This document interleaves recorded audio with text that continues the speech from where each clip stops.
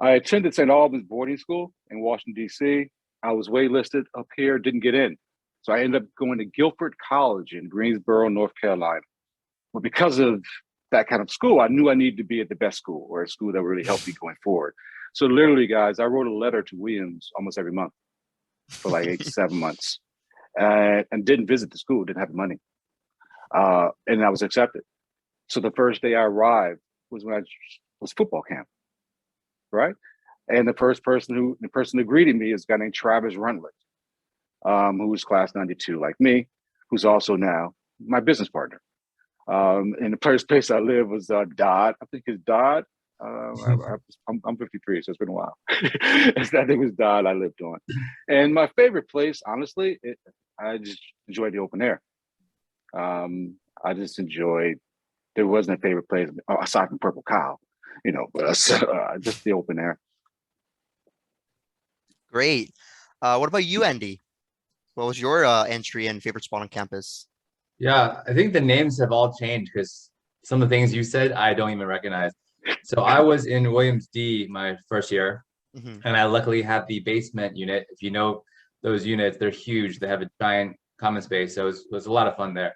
So my favorite spot was Poker Flats, the lawn, the grass field, because I was part of WUFO my first 2 years. So lots of time spent playing Frisbee, hanging out with people on Poker Flats. Great. And then lastly, Paula, what was your freshman entry and favorite spot on campus? I was in Morgan West, and I was in the top floor. So I had one of those singles that had like the slanted roofs. So, and it was looking right onto, what is it, Route 2? Is that right? So it was a really beautiful spot. And my favorite spot, I have a couple of places. So I really love Kellogg House, which I know has gone through like a really huge renovation, right? So I even wonder what it looks like now. But back then it was just a house, pretty old house. And then I also really love Hopkins Forest. Like I really enjoyed being there in the winter, especially. Awesome. Great. As our class of 2022 nears their graduation and students continue to think on what's next after Williams, do you believe Williams impacted the journey to the role you're in now? And if not, what or who supported that journey? Why don't we start with you, Paula? Yeah, I mean, Williams was so formative to me. It was really the first look at a world that I was completely unaware existed. I grew up in Los Angeles, Spanish-speaking household.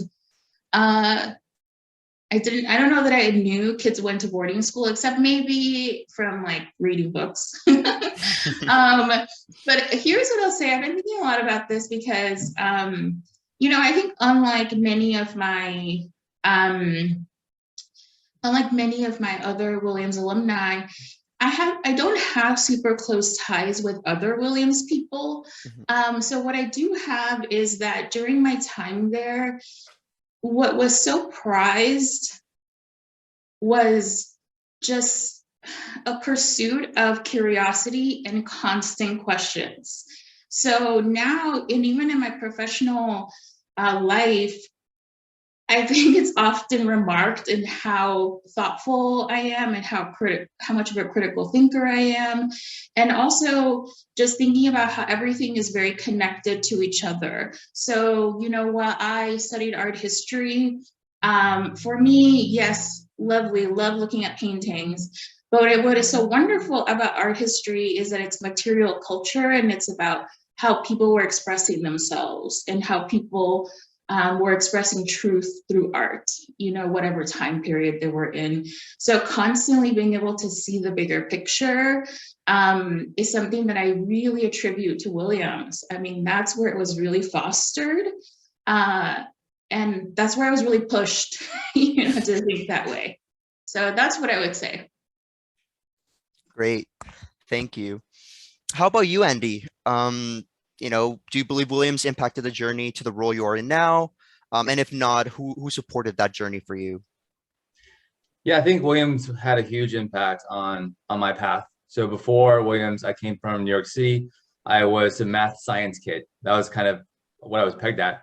And my parents pretty much had the med school track all lined up for me to do that, coming from, Asian American household. And I think at Williams was the first time I really dove into the humanities. So I really loved taking classes on psychology, sociology, art history. And I realized like I enjoyed a lot of those things more than I did biology and the sciences. And so along the way at Williams, I decided to veer off track and not pursue medicine or med school. I compromised. I finished my pre-med requirements on my bio major, but then I went on to explore other things. I went into education of all things after college. So I think Williams really gave me that freedom and also examples to follow of people who are not doing the typical things. And so that set me up to pursue the things I did after school. Great. It's great that you mentioned that. Similarly to you, I also came to Williams thinking I was gonna pursue, a Division III major. I thought I was gonna be a math and computer science major, and all of a sudden to find myself an economics and political science major. So that definitely resonates with me. Now moving on to LaRon. What do you think? How do you believe Williams impacted the journey to the role you're in now? But if not, who supported that journey for you? Yeah, it had a great impact in a number of ways. We all told that it's a microcosm of the world. So it's a great place for us to learn. And as Paula mentioned, critical thinking, that was key. I always say, if we all went to a university, we could just major in accounting classes for 4 years. Paula just mentioned art history. That was the scariest thing to me, but you're forced to get outside of your comfort zone, weren't you? So I ended up being a double major in political science and history and a minor in women's studies because you're forced to take various courses and make yourself think. And then it makes me think of in real life, when you pivoting is being able to pivot your business is being able to understand how to think. And I always say it all the time. That's one of the best things I've learned from Williams. It's just how to be a critical thinker and how to ask tough questions because you're constantly being challenged, not just in the books, but by your peers, right? Because we have no distractions at Williams except for ourselves. That's an excellent answer. Now, during Williams and beyond, what are some resources and tools that you find necessary in your trajectories and were able to find? And what were those you desired, yet felt inaccessible? For those who don't know, Williams, employs the use of things like eFlink, the Alumni Directory, the Career Center. But what are some of the tools that you guys used, or some of the tools you you felt like you needed but maybe weren't on there? Why don't we go with Andy on this question? So I didn't use a lot of the resources while I was in school. I think mostly because I was a little bit undecided of what I wanted to do after school. So I knew that as I was a senior, because I had basically at the end of junior year decided, okay, I'm not going to med school, but what am I going to do now? And so I was kind of lost for a little while. I did use a lot of the resources like the career office to find different paths and things to do. But I think honestly, what really helped me was talk to alumni after I graduated. So after school, after having gone to education, and then once I decided to move to San Francisco, I reached out to the local alumni network. So I met with alumni from all different classes. And I don't know if you guys know Jay Van Dorn, who happened to be launching a startup at that time. We met up, had coffee, talked about entrepreneurship. He gave me some mentorship on the things I wanted to do. And then also the network in San Francisco, the NorCal East network. They have regular events. I did organize events for that group as well. But just being plugged into that network was a huge help to me. So I think for current students, take advantage of as much as you can, but really take advantage of the alumni after you graduate. That's probably the biggest help for me. Great. LaRon, any? Yeah, I totally agree with Andy. It's more if you're clear about your ask and what you're trying to accomplish, the Williams alums are already going to be receptive. But they really want, because we're a small community, and so to Andy's point, it's very true. I mean, recently in the last 6 months, I've been talking to our head of the Japan ETH alumni network, a guy named Larry Greenberg, to talking to Tonio Palmer, the director of entrepreneurship at Williams. I mean, you'd be surprised. I'd probably reach out, like Andy says, to Williams alums all the time, and they're already receptive. especially when you know clearly what your focus is, when you're going after, you'd be surprised. And in a weird way, we're part of the best accelerator in the world. In terms of people giving you viable mentoring advice and things of that nature. Excellent. Paula? You're all making me think I really need to start activating this alumni network. So, the thing that really sticks out to me is that I realized while I was at Williams that I really love working in art museums, and we have a really, really good one.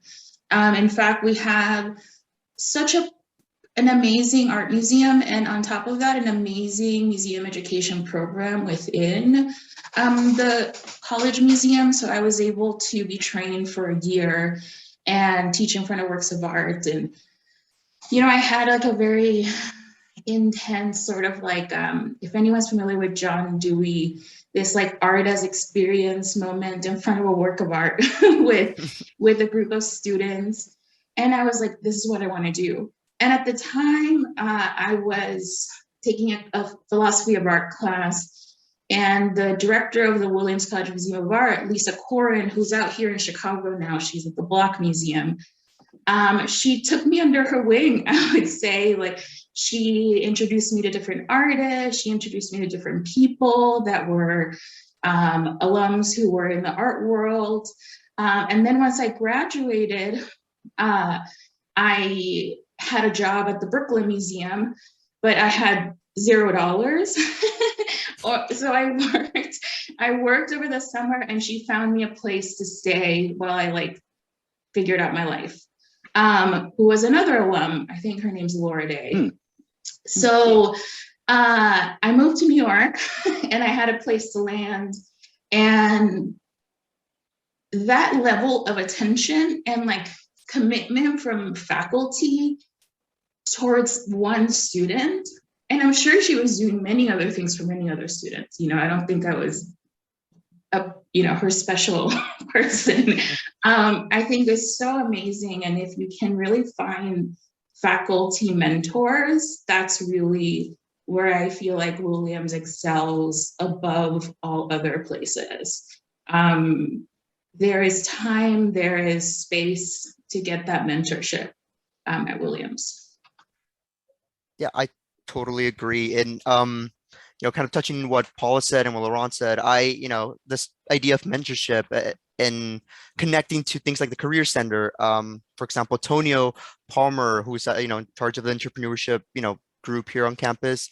It's interesting to hear how you guys have gathered so much help from people like these in the same way that I hopefully hope to garner. I think there was one part of the question which kind of mentioned or touched on some of the things, or I guess resources that you desired but felt that were inaccessible. Were there any of those that you guys kind of wished you guys had but weren't able to access? Or did you guys feel like while you guys were at Williams, and even after Williams, you guys found pretty much a good set of tools to launch when I your was stuff at from? while at Williams my senior year, you had a booklet, or it was a pamphlet, right? And it had a list of all the alums. And that was before the internet, right, guys? Before Zoom, for cell phones. So I'm literally calling the alums in Washington, D.C. because like how Andy said, he was undecided. I was unclear where to go. So I started calling them in New York and D.C. I have a new credit card. And I just started getting on the bus and traveling down and visiting them. And that was so empowering to me because I really didn't know what to do. And I could have frank conversations with white, Black alums about, should I go into banking, consumer products, I didn't have anything. So yes, I mean, if that was helpful to me in Stone Age, when before the internet, you imagine just having more accessible tools. And I know you do, the e-link, things of that nature. But as long as you get out of your way, whoever's listening to you, as long as you get out of your own way, a lot can happen for you because we have the tools. A lot of this is in our head. And, obviously there are always challenges in life, but we have some of the best tools in our arsenal, and that being a Williams College degree, Yeah, great. I think that question really highlights how versatile Williams alums are, and how oftentimes, you have to really use what you have around you to truly succeed. Now, all of your journeys have been unique and different from each other, but something that connects you all is your intentionality in building and shaping something for yourself and your communities. Path shaped by passion, authenticity, and commitment. Now, these questions are going to be targeted at, specific things within your career. So for Andy, how was the transition from software and technology to entrepreneurship? Can you walk us through how that came to be? Sure. So the path is a long one. I would say I started on the path pretty much even during Williams. I became interested in business and how business were run, created, and built. And so my path after that has been just an ongoing learning and journey into how to create businesses. And so when I came back to New York from the Philippines, I lived in the Philippines for a few years. My goal was to get into a tech startup because that was for me the best way to learn about technology and entrepreneurship, right? Learning from the inside. And so I was lucky enough to find a great company in New York. It doesn't exist anymore, to be a part of and learn basically how do you grow a company from 10 employees to 50 and then to 100.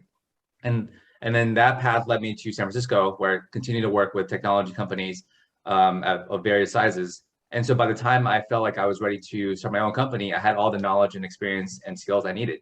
Well, not all, but I continued to learn, but enough to get started. I think that was the key thing is you're never truly ready to start a company. You just have to do it and then learn along the way. It's like building a plane as you're falling off a cliff, and you hope you don't crash at the end. So yeah. Great. And then LaRon, you co-founded a specialty coffee brand, Coffee Uplifts People, or Cup, with the mission to bring diversity, inclusion, representation, and equity to the coffee industry. You also co-founded Caminos Adventures, the first accelerator program designed to support Black food and beverage innovators. How has this experience shaped your entrepreneurial approach? And do you think, with these focuses in mind, do you think that gave an edge to these business projects? Yeah, the key word I think in that phrase you were talking about intentionality, and it was like, we all, and I was talking to Zarelli about this. When we all had to choose colleges as a Black student, right? You always are asked, why'd you choose Williams over Howard? Why'd you choose Williams over Spelman? It's intentionality. Was that the best decision for you? Was the best decision for your family? Was it the best decision for your future, right?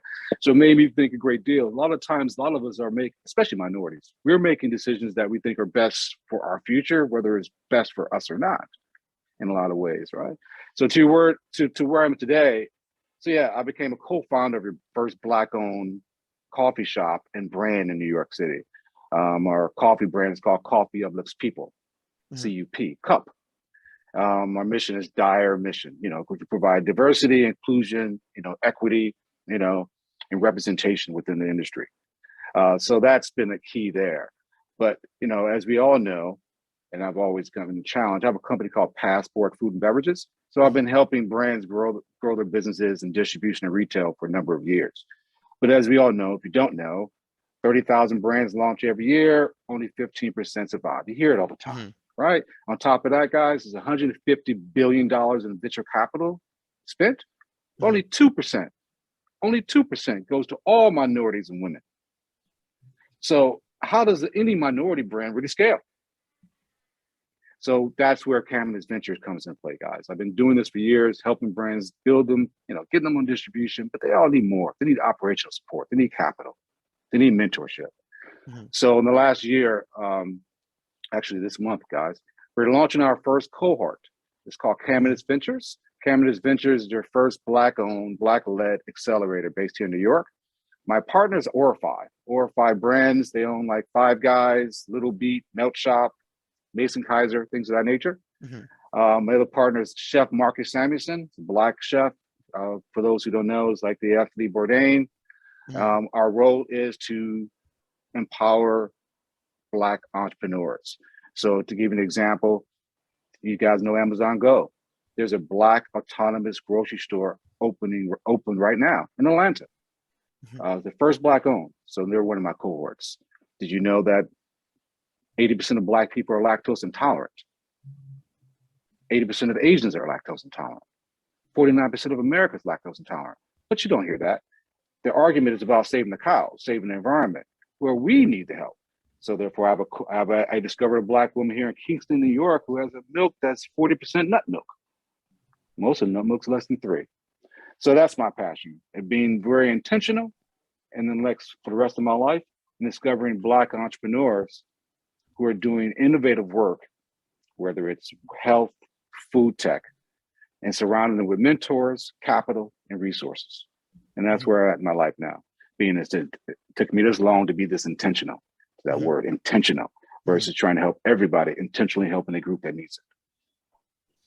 So, LaRon, as you were talking about this and, touching on this idea of innovation, what do you think were some challenges that came up where you like in your journey?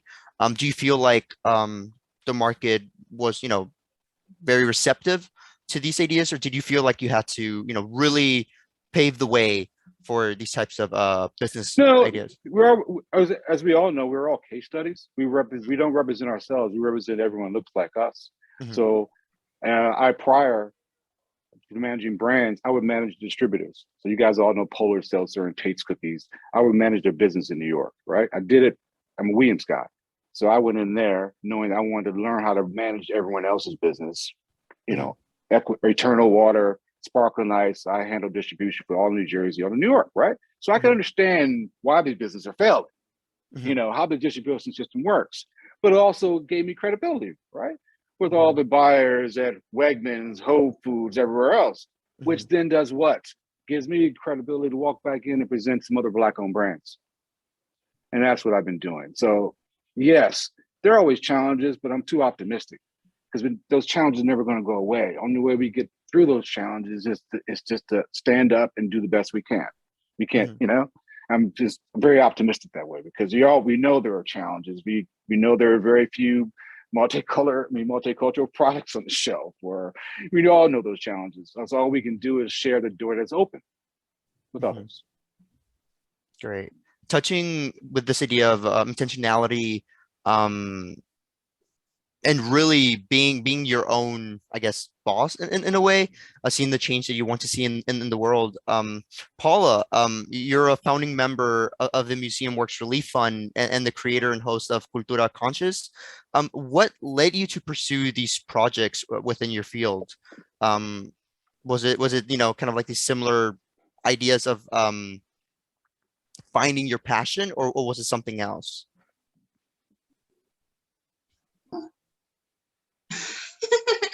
I'm not trying to be funny here, but I think so I lived in New York for many years, and I was, in and out of the museum or in several museum jobs. I am a true Williams child, so I wanted to be ambitious and just kind of get the next job that was more prestigious than the last, et cetera, et cetera. And in New York, that's where you do it, right? That's where you go and prove that you are at the top of your game for art stuff.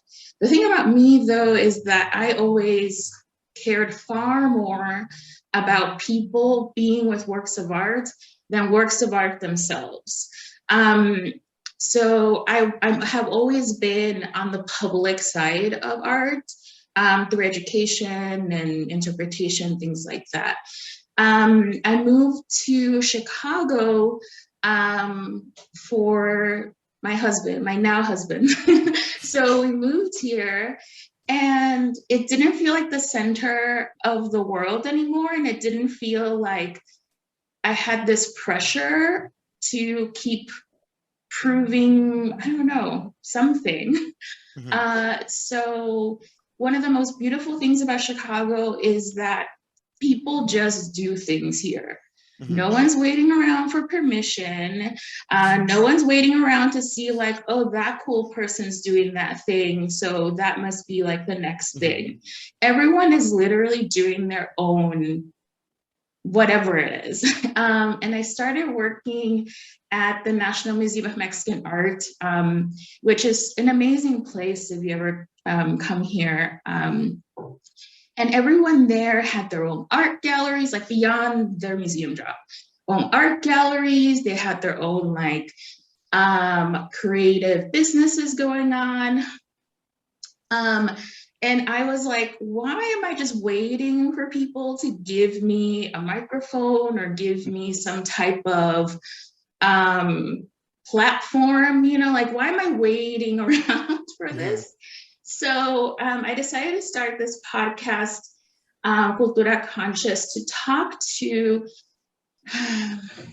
the people in my field who I still think and feel are truly the change makers. So the change maker doesn't mean you're the director of the Museum of Modern Art. A change maker would be the person who's teaching teen programs at the Museum of Modern Art, because they're the ones who are talking to the teens. They're the ones who are there when they're going through a tough time. They're the ones who are really trying to make curriculum culturally relevant and accessible for young people. I talk to people who are community organizers, where the work doesn't look so linear. There's always like start and stops. And also, you know, within the art museum world, there just isn't that, there's not enough worth placed in that kind of community work that would actually make museums relevant and critical parts of their communities, or even critical parts of different cultural groups living within the city. You know, like even a place like in the Berkeley Museum, that's an amazing place, middle of Crown Heights, accessible to Flatbush. You know, they do a really great job. They try very hard, but there's still a lot of issues there in terms of who the museum is for.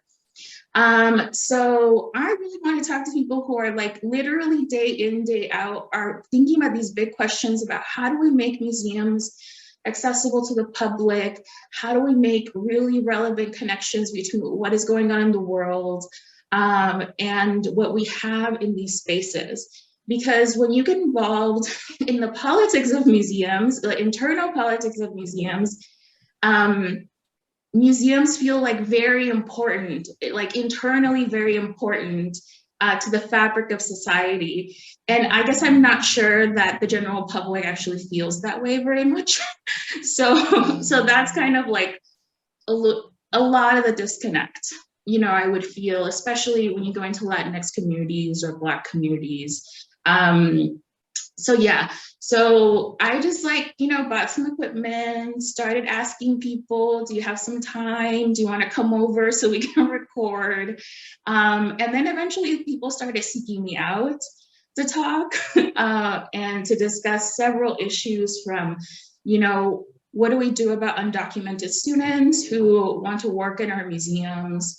But they don't have a social security number. So then how do we work with them and make sure that they're fully connected to the institution?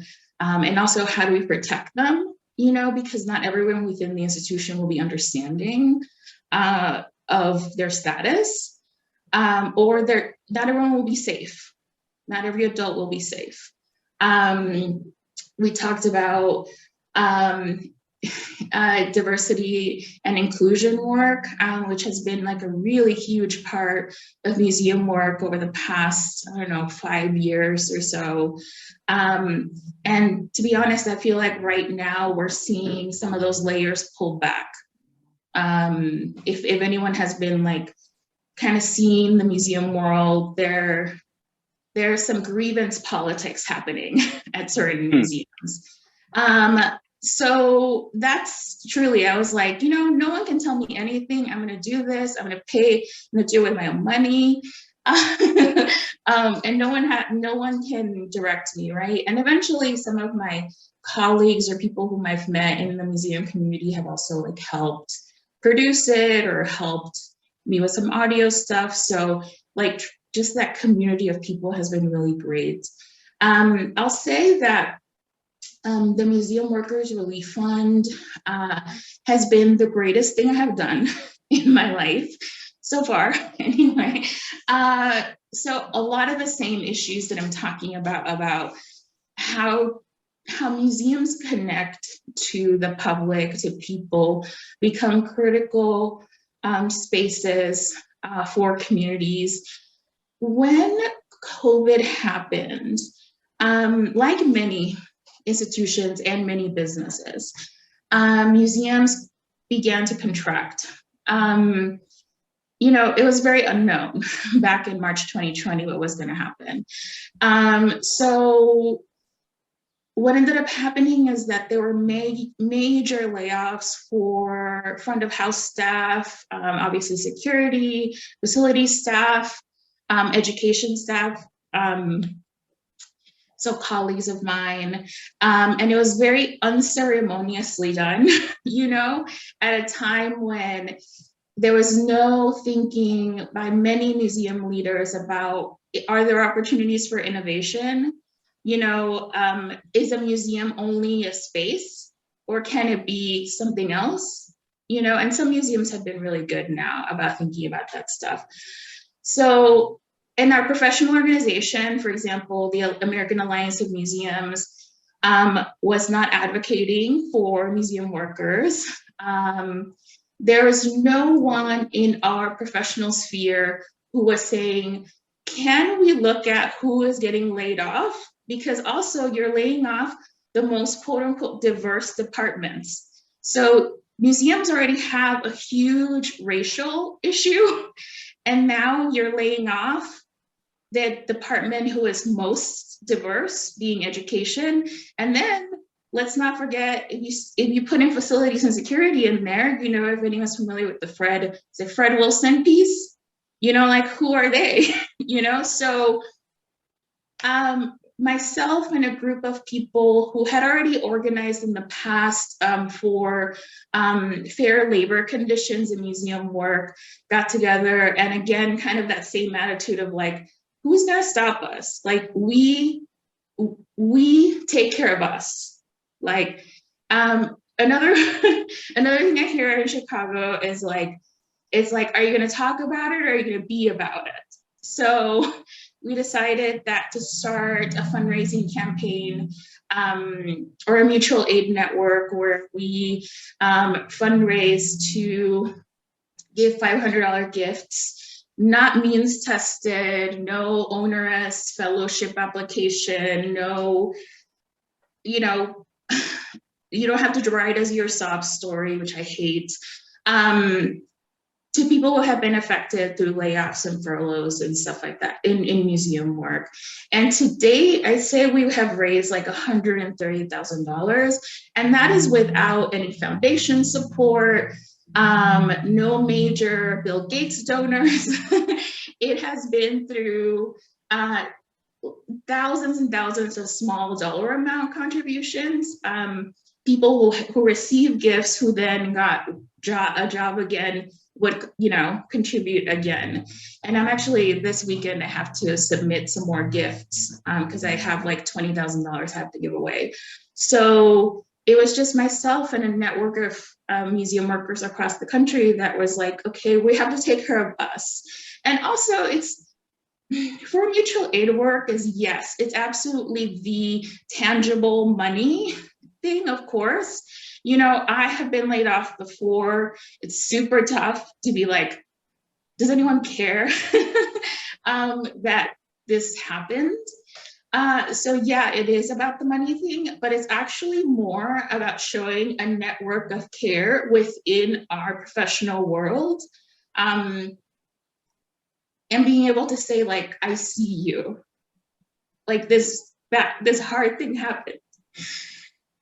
So yeah, I always get emotional talking about it, but yeah, it's been amazing.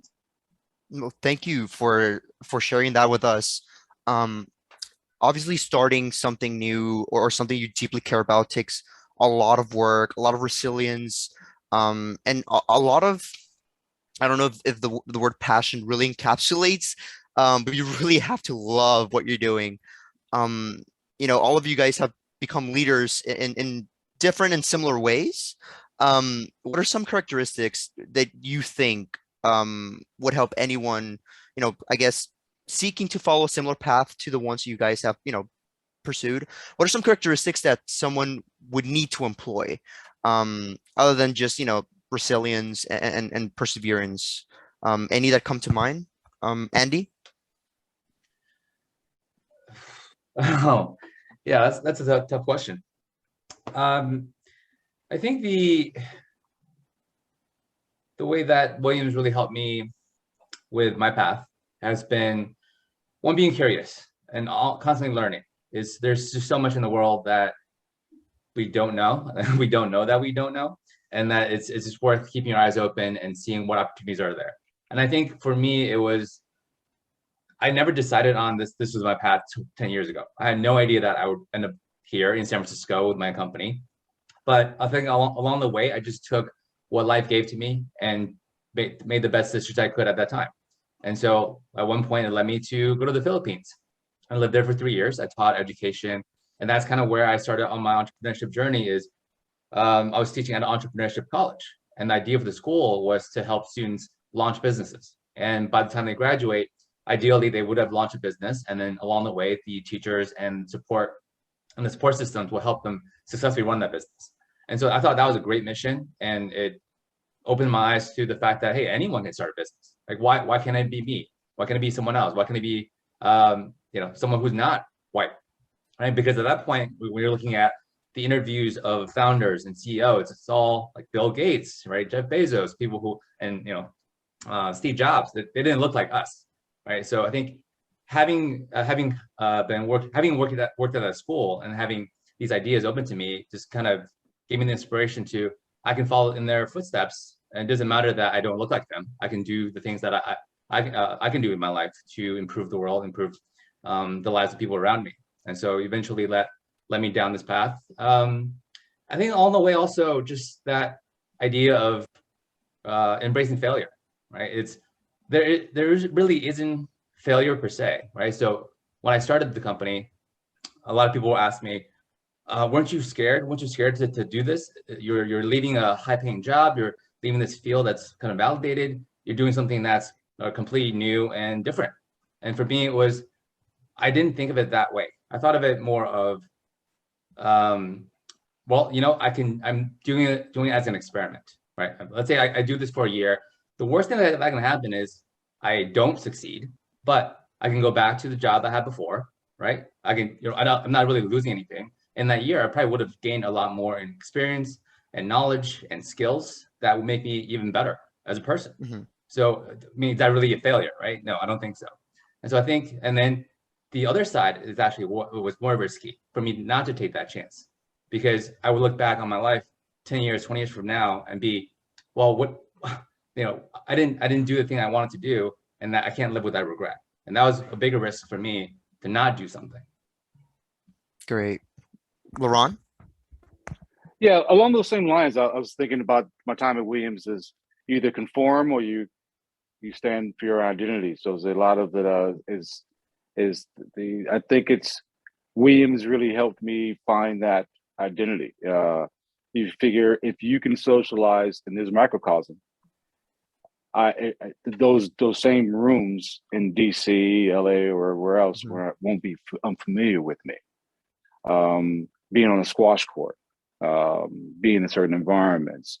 Whereas if it were, I would, I think that helped a lot, because even today, right? I mean, I don't see anyone as different in terms of reaching out to them, black or white. And that has a lot to do with education, because they're all, regardless of the barriers, I see when I walk into the room, just because of going to Williams or St. Albans, that's helped us in terms of a confidence in being who we are and just expressing ourselves. So a lot of it beyond that is taking it, doing something with it. So just the fact that we're being intentional, knowing that's there and trying to be intentional with your vision and your execution and what you want to do with your dream, if that helps. And then Paula? I'm trying to unmute myself. Actually, LaRon, I love that answer because it's true. I mean,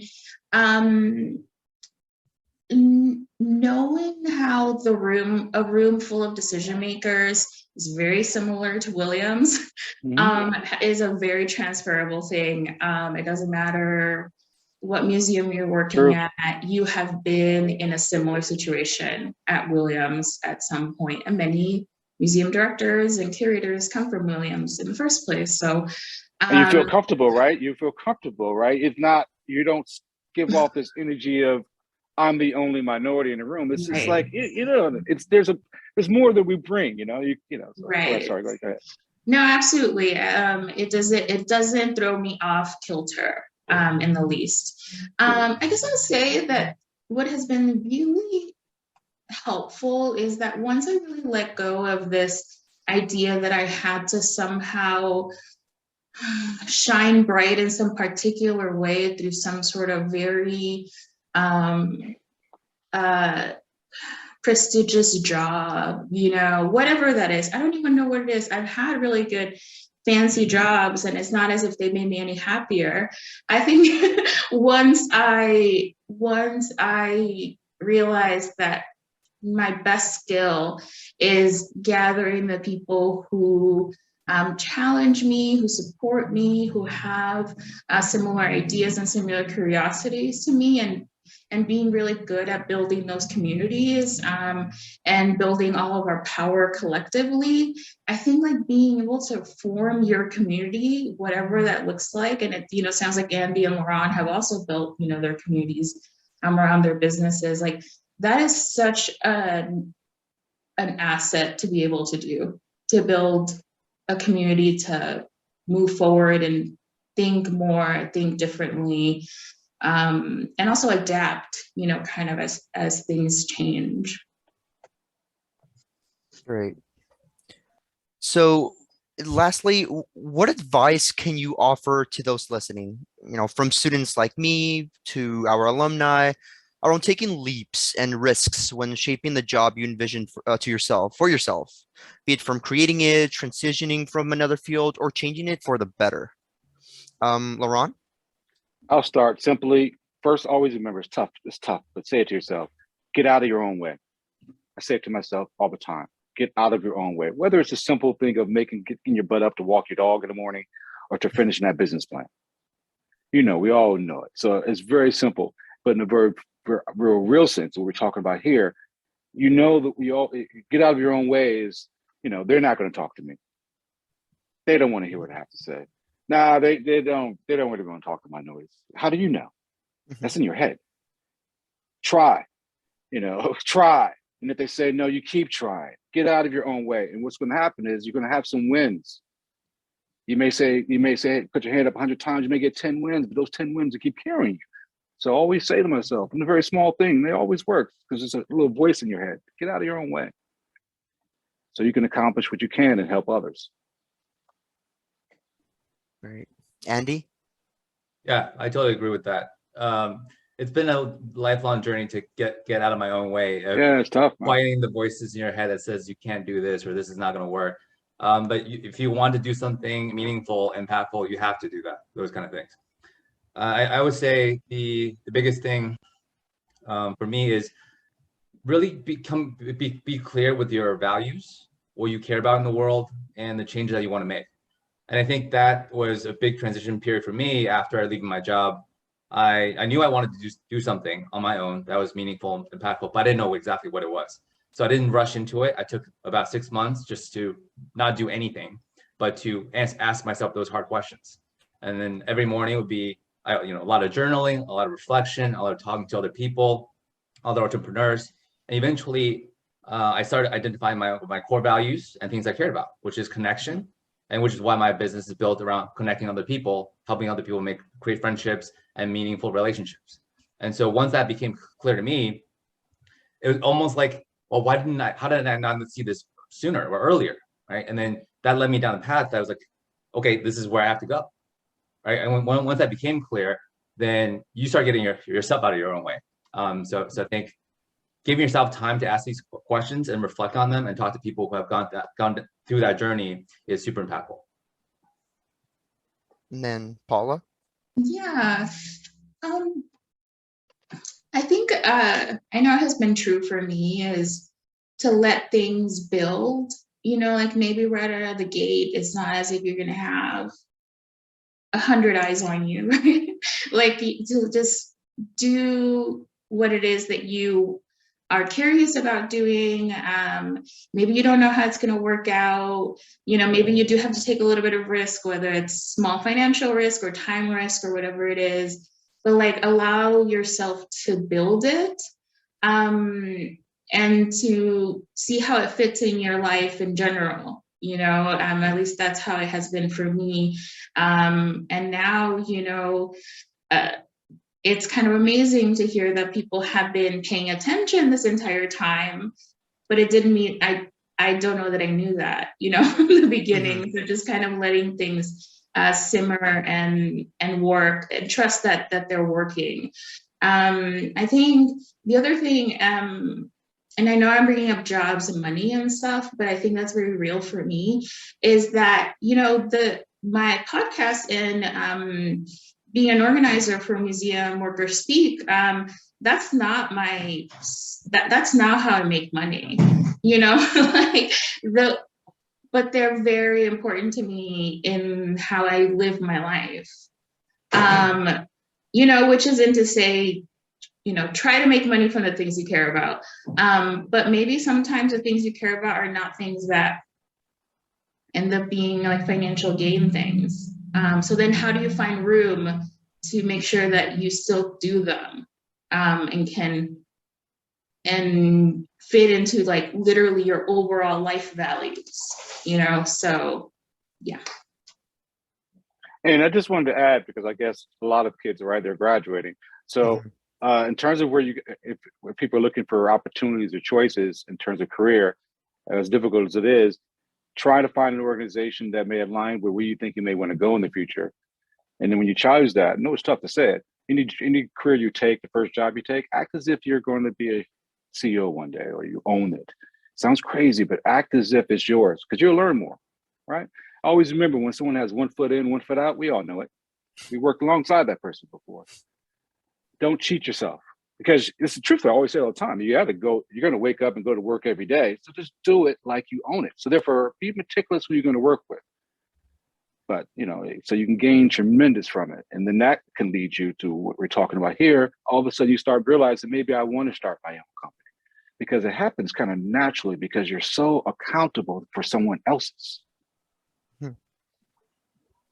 I just want to add one more thing. I think going off of what LaRon said is, I think it's more important who you work with rather than what you do. And always aim to work with great people. Great. Thank you, guys. We will now transition to the portion of the event where people can ask questions. So to those watching, please use the Q&A function at the bottom of your screen to ask your questions, and we will do our best to answer them all in the time remaining.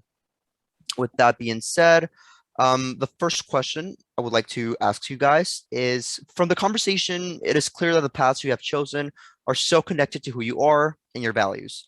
But many times you can work that much harder and nonstop because you care so much. Can you share how you take care of yourself, i.e., you know, mental or emotional wellness? You know, what do you do to keep yourself sane and afloat in a competitive, you know, world? Andy, or if you would like to go first. Sure. I have a few habits that I adopt. So one is gratitude. I practice gratitude every morning. That's the first thing I do when I wake up. I write down 3 things I'm grateful for. So I think one reason I do that is it helps me kind of start the day off in a very positive note. I'm starting with gratitude. I'm reflecting on things that I already have, that I don't need to feel happy. Another thing is journaling. So I try to journal at least once a week, kind of reflect on what happened that week, ideas that have come up. It just helps me to kind of think deeply about things that normally you don't have time for because everyone's so busy doing everything. But having that deep, alone thinking time really helps to kind of clarify things for me, things I want to focus on that week. So those are 2 things I would share. LaRon? Yeah, you figure my brand of coffee uplifts people as well as Caminus are both 2 new. So I've been that position of launching 2 new entities, right? So keeping sanity has been just communication with your business partners and your goals, your family, you know, as well as taking walks in New York. But honestly. Yeah, it's a balance of it all. I mean, as anyone would tell you, the entrepreneurial route is the most challenging of your life, but it's like, it's fulfilling and challenging. So it's the sport of the optimist. And then Paula? I feel like it goes in waves for me. Right now, I'm actually at a very good point with work-life balance, and a lot of it had to do with me learning how to say no a lot more frequently. The things that I do are really social. Being on panels. I was teaching at Pratt Art Institute for a while, and my plate could be more and more and more full if I really wanted it to be. But being honest with myself and saying, actually, you know what I want? I want free time. I want to be able, like, after I leave this office, which is my work office, after I leave this office, I'm just done. Like, I think really realizing that that's what I need right now has been so helpful. And that fills me with a little bit of anxiety. Like, am I dropping the ball? Should I follow up with people? Maybe I will be at that point, a little bit more in the future, but really realizing that I need free time has been huge.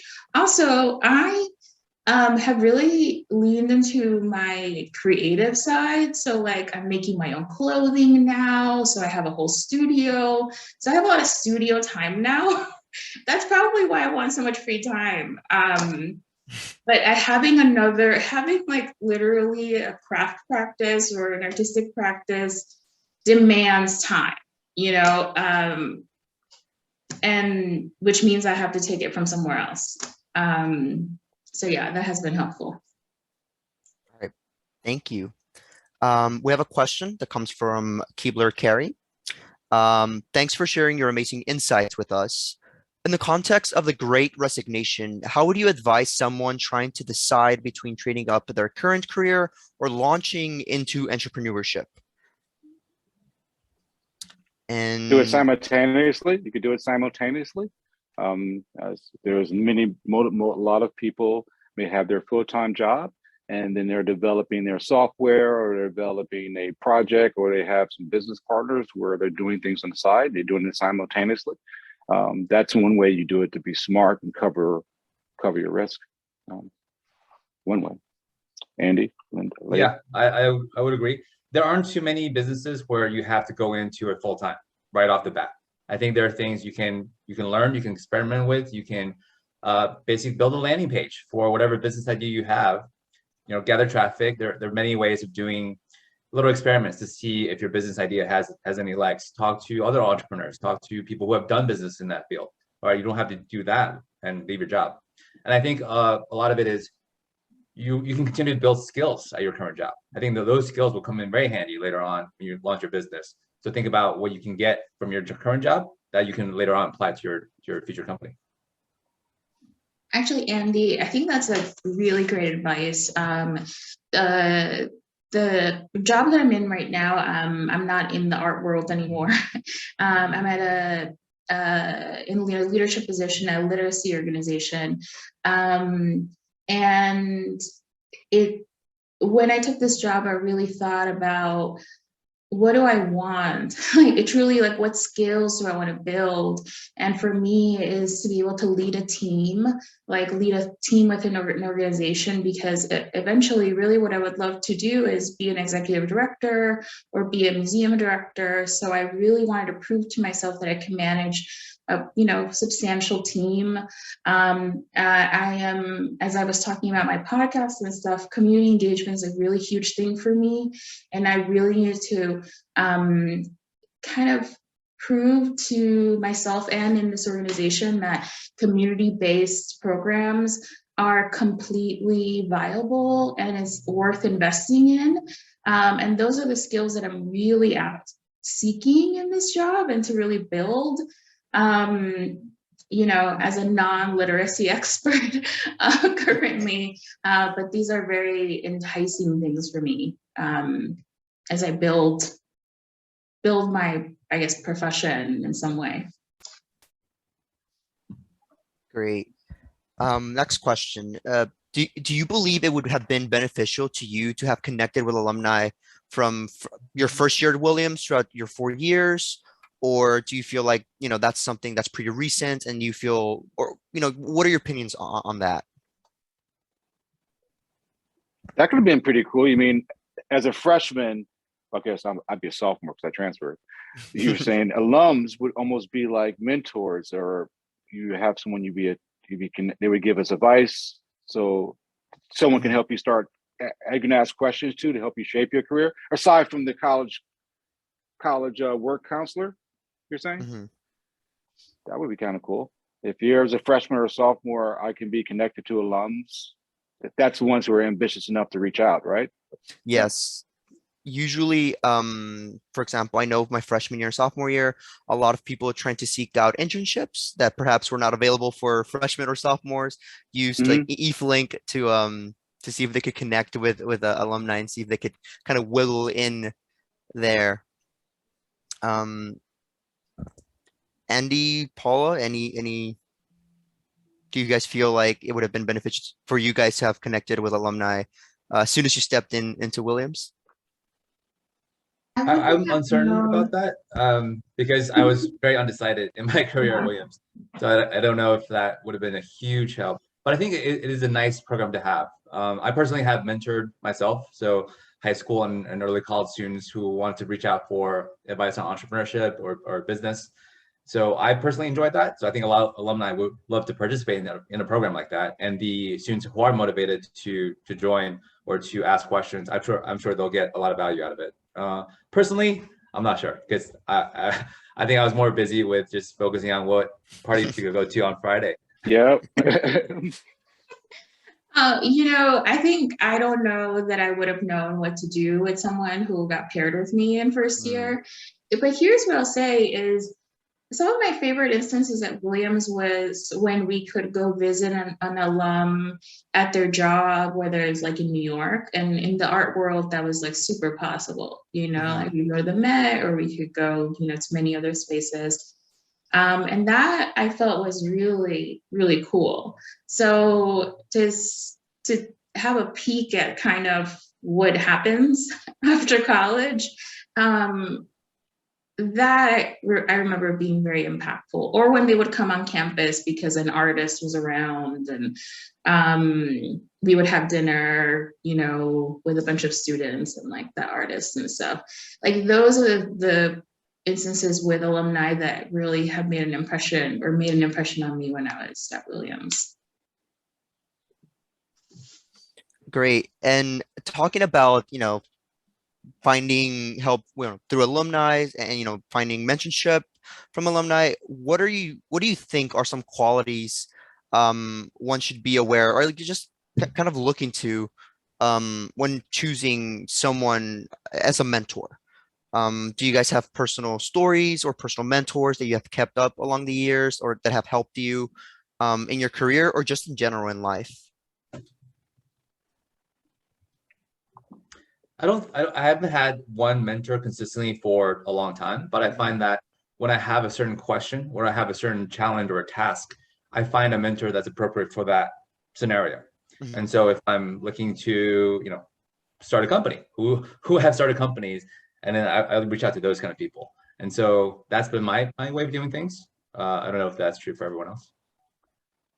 Yeah, I've gotten feedback to help me along my way from my network, right? Friends of that nature. Be more specific though, the Cameron's Ventures, that's where we're really doing a great deal of mentorship. One example, do you guys know a brand called Sanzo? It's the #1 Korean sparkling beverage that's blown up across the country, right? So as a result, my friend runs that. I have another brother who has a ginger beer that's in Whole Foods, one store. He's trying to figure out how do I grow it from one store to across the country. So there, that mentorship comes in. I'll have this guy come in. He's been doing it 2 hours a week, meeting with this Black entrepreneur to help him grow his business from one Whole Foods to more. Already after a month, he's going to be in 10 more Whole Foods. So it's applying I guess, the mentors and people in my network to specifically help entrepreneurs solve a certain challenge they're having. If that helps. Great, thank you. And lastly, oh, sorry. Yeah, I have an answer to that question. I did have a couple of mentors at Williams. As I mentioned, Lisa Corin was one of them. And the other person, he's no longer at Williams, but he was a director of the Center for Environmental Studies, Professor Kai Lee, who sometimes still messages me just to kind of what are you up to? But it was so great to have adults who were on my side, who weren't my parents, and not necessarily my direct professors, all the time anyway, like I maybe might have taken one class with them, but then we kept up a relationship. That was really important because I did need adults when I was at Williams, and I didn't need people to tell me what classes to take or anything like that. But just sometimes adults to be like, I want to move to New York. What do you think about that? Just things like that. Great. Thank you all for sharing that. And lastly, final question, what is next for you all? Any projects you guys are working on, or, transitioning into like the next phase, your professional careers, or, after, kind of like the pandemic has kind of subsided a little bit more, what is next for you guys? Well, if anyone's looking to invest, we're raising about $30 million. That's what we're doing for Cavendish Ventures. We have an accelerator and we have a fund. So the accelerator is launching now, where we're doing a customized curriculum, helping each individual brand their storytelling, or raising capital, right? And then the fund, we're raising about 30 million, where our goal is to invest $500,000 into each Black entrepreneur. So that's where I'm at, is for the rest of my life, is trying to raising funds and making an impact to close the wealth gap between Black Americans and the rest of the country. Let me know if you want to have a copy of the deck. Feel free to share with you guys separately. So with my company, the Urban Adventure Club, we recently just began an initiative in San Diego. So currently we're based in the Bay Area, so San Francisco, Oakland, and San Jose. So we're looking to expand across California to create communities wherever they're needed for people to make friendships and enjoy life in those cities. So that's my next focus, and hopefully eventually other cities in California as well.